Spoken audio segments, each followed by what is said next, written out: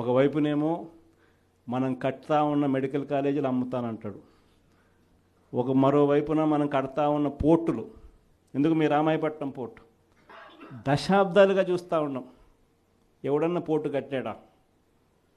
ఈరోజు ఆ పోర్టు దాదాపుగా పూర్తిగా వస్తూ ఉంది. పోర్టు పూర్తిగా వస్తూ ఉంది. సముద్రంలో నుంచి షిప్ కూడా తీసుకొని రావచ్చు. అప్పుడే మన ఎన్నికల అయిపోయే టయానికే ఒక బర్త అయిపోయింది. ఇప్పుడు దాదాపుగా రెండో బర్త కూడా పూర్తయిపోస్తూ ఉంది. ఇలాంటి పోర్టులు రాష్ట్రం మొత్తం మీద మనం రాకమునుపు 4 ప్రదేశాలలో 6 పోర్టులు కడతా ఉంటే మన 5 ఏళ్లలోనే మనము మరో 4 పోర్టులు కట్టడానికి శ్రీకారం చుట్టాం. అవన్నీ ఇప్పుడు అమ్ముతాడట చెనిక్కాయలకు బెల్లాలకి. ఈ పోర్టులు కూడా అంతే, ఈ మెడికల్ కాలేజీలు కూడా అంతే. ఇది సంపద సృష్టి అని అంటారు. ఇవన్నీ పోర్టులు ఉంటే ఈ పోర్టుల వల్ల ఉద్యోగాలు వస్తాయి. ఈ పోర్టుల వల్ల రాష్ట్ర ప్రభుత్వానికి అదనపు ఆదాయాలు పెరుగుతాయి. దీన్ని సంపద సృష్టి అంటారు. ఇదే పోర్టు ఈరోజు కట్టడానికి 4,000 కోట్లు అవుతుందని అనుకుంటే, ఇదే పోర్టు ఇంకొక 10 ఏళ్లలో ఇదే పోర్టు కట్టడానికి 4,000 కాదు, కావాల్సింది 10,000 కోట్లు కావాల్సి వస్తుంది. అందుకే దీనిని సంపద సృష్టి అని అంటారు. పద్ధతి ప్రకారం అమ్మే కార్యక్రమాలు పెట్టినాడు తన దగ్గర వాళ్ళకి అందరికీ కూడా. ఇవన్నీ కూడా జరుగుతూ ఉన్నాయి. కాబట్టి మనందరినీ కూడా నేను కోరేది ఏంటంటే, అందరూ ఇక పోరుబాట పట్టాల్సిందే. నేను వచ్చి వెలుగొండ ప్రాజెక్టు పూర్తి అయిపోయింది. 2 టన్నెళ్లలో నేను ప్రయాణం చేసి ఈ పక్క నుంచి ఆ పక్కకు 2 టన్నెళ్ళు పూర్తి అయిపోయినట్టుగా జాతికి కూడా అంకితం కూడా చేశాం. 2 టన్నెళ్ళు పూర్తి అయిపోయినాయి. నల్లమల సాగర్ ప్రాజెక్టు రిజర్వాయర్ కూడా అయిపోయింది.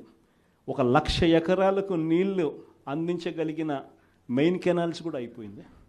కేవలం మిగిలిపోయింది ఏమిటనంటే R&R కింద డబ్బులు ఇవ్వడం. ఆ R&R కింద ఆ రిజర్వాయర్కి సంబంధించి 1,200 కోట్ల రూపాయలు డబ్బు ఇస్తే నీళ్ళు నింపేసేయచ్చు. అదొక్కటి మాత్రమే ఇప్పుడు చేయాలి అని చెప్పి, ఈ సంవత్సరం చేయాలి అని చెప్పి పోస్ట్పోన్ చేసినాం. ఈ సంవత్సరం చేయాలని అక్టోబర్ లోపల, అంటే జూన్ నుంచి అక్టోబర్ మధ్యలో చేసేసుకొని అక్టోబర్లో నీళ్లు నింపడానికి మనం పూర్తి చేసిన ప్రాజెక్టును ఈ రోజుకి అంతే 52 టీఎంసీలు నీళ్లు పెట్టగలిగిన పరిస్థితి ఉన్న ప్రాజెక్టును, అయిపోయిన ప్రాజెక్టుకు కూడా R&R డబ్బులు ఇవ్వకుండా, అది కూడా రైతులకు నీళ్ళు ఇవ్వాలన్న ధ్యాస కూడా లేకుండా పక్కన పెట్టారు. మార్కాపురం మెడికల్ కాలేజ్ మీ అందరికీ కూడా పక్కనే కనిపిస్తూ ఉంటుంది. ఆల్మోస్ట్ వచ్చింది మార్కాపురం మెడికల్ కాలేజ్. చూస్తే బిల్డింగులు చూస్తే చక్కగా కనిపిస్తాయి. అది ఇప్పుడు అమ్మడానికి సిద్ధమంటాం. ఆశ్చర్యం నిజంగా ఇలాంటి వాళ్ళని చూస్తూ ఉన్నప్పుడు.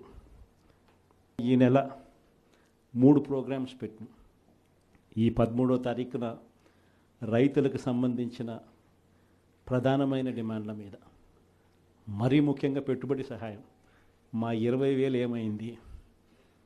అప్పుడేమన్నారు? జగన్ 13,500 ఇస్తానన్నాడు. ఆ 13,500లో కూడా 6,000 రూపాయలు PM కిసాన్ అని చెప్పి అన్నారా లేదా? అంటే ఎలాంటి ఇంప్రెషన్ ఇచ్చినారు?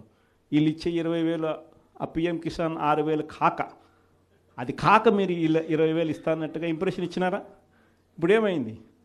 అది పోయింది, ఇది పోయింది. ఎప్పుడేమైంది? అది పోయింది, ఇది పోయింది. ఇది నిలదీసే కార్యక్రమం. ప్లస్ ప్రతి చోట కూడా ధాన్యం పండించే ఏరియాలలో మరీ ముఖ్యంగా ఎక్కడ కూడా MSP రావడంలో, ఎవరిని అడిగినా 300 రూపాయలు 400 రూపాయలు తక్కువ రేటుకు అమ్ముకోవాల్సిన పరిస్థితిలో ధాన్యం కొనుగోలు జరుగుతూ ఉన్నాయి. ఎక్కడ కూడా ఉచిత పంటల బీమా, ఇంతకుముందు మన ప్రభుత్వంలో ఈ క్రాప్ చేసి ప్రతి ఒక్క రైతుకు ఉచిత పంటల బీమా అందుబాటులోకి తీసుకొచ్చాం. ఈరోజు ఉచిత పంటల బీమా ఎత్తేసినారు. వీటి అన్నిటి మీద క్వశ్చన్ చేస్తూ ఈ నెల 13వ తారీఖున కలెక్టరేట్ల దగ్గర రైతుల తరపున మనమంతా కూడా రైతులను వెంటేసుకొని పోయి కలెక్టర్లకు మనం వినతి పత్రం ఇస్తూ, అయ్యా రైతుల సమస్యలు ఇవి, పలకండి, పట్టించుకోండి అని చెప్పి గట్టిగా డిమాండ్ చేసే కార్యక్రమం 13వ తారీఖున చేస్తూ ఉన్నాం. అదే మాదిరిగా 27వ తారీఖున కరెంటు ఛార్జీల మీద బాధుడే బాధుడు. ఎన్నికలప్పుడు ఏమని చెప్పావయ్యా, కరెంటు ఛార్జీలు తగ్గిస్తానన్నావు, అన్నాడా లేదా? బాగా మన యూట్యూబ్లో కూడా నేను నా ట్వీట్లో కూడా పెట్టిన ఆయన అన్న మాటలు. అప్పుడు ఎంత గట్టిగా అన్నాడు, మామూలు గట్టిగా కాదు.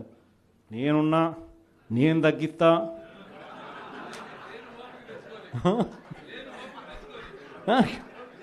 అన్న మాటలన్నీ కూడా మామూలు మాటలు కాదు. తీరా వచ్చిన తర్వాత 6 నెలలు తిరక్క మునిపే 15,000 కోట్ల రూపాయలు బాధుడే బాధుడు ఉట్టి కరెంటు మీద. సో దీన్ని క్వశ్చన్ చేస్తూ 27వ తారీఖున జనవరి 3వ తారీఖున ఫీజు రీయింబర్స్మెంట్ అందక పిల్లలు ఇబ్బందులు పడతా ఉన్న పరిస్థితులు. మనం ప్రతి క్వార్టర్, ప్రతి 3 నెలలకు ఒకసారి పిల్లలకు 3 నెలలు అయిపోయిన వెంటనే ఫీజులు ఇస్తూ ఉన్న పరిస్థితి మన ప్రభుత్వం. విద్యా దీవెన, వసతి దీవెన క్వార్టర్ అయిపోయిన వెంటనే, 3 నెలలు అయిపోయిన వెంటనే 4వ నెల వెరిఫై చేసి 5వ నెలలో పిల్లల తల్లుల చేతుల్లో డబ్బులు పెట్టి పిల్లలకు విద్యా దీవెన, వసతి దీవెన కింద పూర్తి ఫీజు రీయింబర్స్మెంట్ మనం ఇస్తూ ఉంటే, ఈరోజు ఈ జనవరి వచ్చేసరికి 4 త్రైమాసికాలు, ప్రతి త్రైమాసికం తర్వాత ఇస్తూ ఉన్న మన పాలన 4 త్రైమాసికాలు అయినా కూడా పట్టించుకొని చంద్రబాబు పాలన. జనవరి, ఫిబ్రవరి, మార్చ్ సంబంధించిన త్రైమాసికం ఏప్రిల్లో వెరిఫికేషన్ చేసి మేలో ఇవ్వాలి. మేలో ఎన్నికలయ్యాయి అంతే. జూన్ నేను వచ్చాడు, జూన్ 4వ తారీఖు అంతే. ఆడ నుంచి స్టార్ట్ అయింది. జనవరి, ఫిబ్రవరి, మార్చ్ పోయింది, ఏప్రిల్, మే, జూన్ పోయింది, జూలై, ఆగస్ట్, సెప్టెంబర్ పోయింది, అక్టోబర్, నవంబర్, డిసెంబర్ 4 త్రైమాసికాలకు సంబంధించి విద్యా దీవెన పూర్తిగా ఎగరగొట్టాడు. వసతి దీవెన కింద ప్రతి ఏప్రిల్లో మనం ఖచ్చితంగా క్రమం తప్పకుండా పిల్లలకు బోర్డింగ్ అండ్ లాడ్జింగ్ ఖర్చుల కోసం ఇస్తూ ఉంటుంది. ఈరోజు చంద్రబాబు నాయుడు ప్రభుత్వం వచ్చిన తర్వాత ఈ సంవత్సరం పూర్తిగా 0. ఈ విద్యా దీవెన, వసతి దీవెన అందక పిల్లలు ఇంజనీరింగ్ చదువులు మానేసి పొలం పనులలో పనులు చేసుకుంటా ఉన్న పరిస్థితులు. కాలేజీ యాజమాన్యాలు ఫీజులు కట్టకపోతే కాలేజీలకు మేము రావద్దండి అని చెప్పి చెప్తా ఉన్న పరిస్థితులు. ఫీజులు కట్టకపోతే నీకు సర్టిఫికెట్లు ఇవ్వమని చెప్తా ఉన్న పరిస్థితులు. సో ఆ పిల్లల తరపున జనవరి 3వ తారీఖున విద్యా దీవెన, వసతి దీవెన ఎందుకు ఇవ్వడం లేదయ్యా అని చంద్రబాబు నాయుడు ప్రశ్నిస్తూ దాని మీద ఒక ధర్నా. సో ఈ 3 ప్రోగ్రామ్స్ ఈ డిసెంబర్, జనవరి 3వ తారీఖు వరకున మనం ప్రోగ్రాముల్లో అనౌన్స్ చేసినాం. ఈ 3 ప్రోగ్రాములు విజయవంతం చేయడంలో మీ పాత్ర చాలా అంటే చాలా అవసరము, చాలా అంటే చాలా క్రిటికల్ అన్నది కూడా ప్రతి ఒక్కరూ కూడా గమనించవలసిందిగా మీ అందరితో కూడా సవినీయంగా కూడా ప్రార్థిస్తా ఉన్నా. ఇది కాక నా ప్రోగ్రాంలు పార్టీ బిల్డింగ్ గురించి కూడా చెప్పాలి. ఎందుకనంటే మన పార్టీ గ్రామ స్థాయిలో కూడా మన పార్టీ బలంగా ఉంది. కానీ బలంగా ఉన్న ఈ పార్టీని ఆర్గనైజ్ స్ట్రక్చర్లోకి తీసుకొని రావాలి. ఆర్గనైజ్ స్ట్రక్చర్లోకి తీసుకొచ్చే కార్యక్రమంలో భాగంగా పార్టీలో క్రియాశీలక మార్పులకు ఇప్పటికే నాంది పలికినాం. నా ప్రోగ్రాం కూడా సంక్రాంతి తర్వాత జనవరి 3వ వారం, జనవరి 4వ వారం నుంచి నా ప్రోగ్రాం కూడా ప్రతి పార్లమెంట్లోనూ నేను కూడా వచ్చి 2 రోజులు అక్కడే నిద్రపోతాను. ప్రతి బుధవారము, ప్రతి గురువారము ఒక్కో పార్లమెంట్ నియోజకవర్గంలో అక్కడే ఉంటా. బుధవారం 3 నియోజకవర్గాలు, గురువారం మరో 4 నియోజకవర్గాలు, మొత్తంగా ఆ 2 రోజులు అక్కడే ఉంటూ శుక్రవారం కూడా అవసరాన్ని బట్టి అదే జిల్లాలో ఉండే కార్యక్రమం చేస్తూ ఉన్నాం. ప్రోగ్రాం కూడా మనం పెట్టబోయే ప్రోగ్రాం పేరు కూడా కార్యకర్తలతో జగనన్న పార్టీ బలోపేతానికి దిశానిర్దేశం అనే పేరుతో ఆ ప్రోగ్రాంలో పార్టిసిపేట్ చేసే కార్యక్రమం చేస్తాము. యుద్ధం అంతా ఎలా ఉంది అని అంటే విపరీతమైన చంద్రబాబు నాయుడుతో యుద్ధం చేయడం లేదు. మనం ఓ ఈనాడుతో యుద్ధం చేస్తున్నాం, ఓ ఆంధ్రజ్యోతితో యుద్ధం చేస్తున్నాం, ఓ TV5తో యుద్ధం చేస్తూ ఉన్నాం. వీళ్ళందరూ కాకుండా ఒక చెడిపోయి ఉన్న ITDP అనే ఒక వ్యవస్థతో కూడా యుద్ధం చేస్తూ ఉన్నాం. వీళ్ళంతా ఏంది, రోజు డైవర్షన్ పాలిటిక్స్, నెల నెల ఒక డైవర్షన్ పాలిటిక్స్.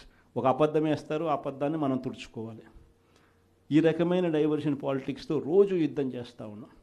ప్రజలకు చేసిన మంచి ఏది లేదు, ప్రజలకు చేసిన మంచి ఏది కూడా చెప్పుకునేదానికి ఏమీ లేదు. కాబట్టి మట్టేయడమే, బురద వేయడమే అదే పనిగా పెట్టుకున్న ఒక వ్యవస్థతో యుద్ధం చేస్తాం. ఈ వ్యవస్థ లేక యుద్ధం లేక మనం కూడా చేయాలి అని అంటే మీలో ప్రతి ఒక్కరు కూడా, ప్రతి ఒక్కరికి ఒక ఫేస్బుక్ పేజ్ ఉండాలి, ప్రతి ఒక్కరికి వాట్సాప్ ఉండాలి, ప్రతి ఒక్కరికి యూట్యూబ్ ఉండాలి, ప్రతి ఒక్కరికి కూడా ఈ మాధ్యమాలలో ట్విట్టర్ అకౌంట్ ఉండాలి, ప్రతి ఒక్కరికి కూడా మనం కూడా ఈ మాధ్యమాలలో మనకు కూడా ఉండాలి. ఎక్కడైనా మన గ్రామంలో ఏదైనా అన్యాయం జరుగుతున్నప్పుడు టకాని ఫోటో తీసి మనమే ప్రశ్నించాలి. ఎందుకు పెన్షన్ ఇవ్వడం లేదు ఈ అమ్మకు, ఇదిగో ఫోటో. ఎందుకు మా గ్రామంలో మా స్కూల్స్లో నాడు నేడు ఆగిపోయింది, ఇదిగో ఫోటో. ఎందుకు అమ్మఒడి రావడంలా, ఎందుకు మా విలేజ్ క్లినిక్లో పరిస్థితి ఇంత దారుణంగా ఉంది అని క్వశ్చన్ చేస్తూ ఫోటో తీయడం, క్వశ్చన్ చేయడం, అప్లోడ్ చేయడం, ఇలా ప్రతి ఒక్కళ్ళం తయారు కావాలి. ప్రతి ఒక్కళ్ళం కూడా ఆర్గనైజ్ పద్ధతులకి మాదిరిగా పోయి గ్రామ స్థాయిలో మనం ప్రజలకు దగ్గర కాగలిగే కార్యక్రమం ఖచ్చితంగా జరగాలి. లేకపోతే వీళ్ళు చేస్తూ ఉన్న వక్రభాష్యం మామూలుగా లేదు. ప్రతి ఒక్కరి మీద బురద చల్లడమే, ప్రతి ఒక్కటి అబద్ధం చెప్పడమే, ప్రతి ఒక్కటి వక్రీకరించడమే. దీన్ని తిప్పికొడుతూ ప్రజలకు దగ్గరగా ఉండే కార్యక్రమం దగ్గరుండి మనం చేయాలి. కాబట్టి ఆర్గనైజ్ స్ట్రక్చర్లో మిమ్మల్ని అందరినీ కూడా భాగస్వాములు చేసే కార్యక్రమం. రెండవ విషయం మీ అందరికీ కూడా చెప్పడానికి అందరినీ కూడా రమ్మని చెప్పడం జరిగింది.